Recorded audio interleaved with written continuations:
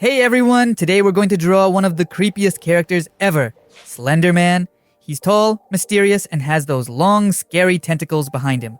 But don't worry, I'll show you how to draw him step by step in a super easy way.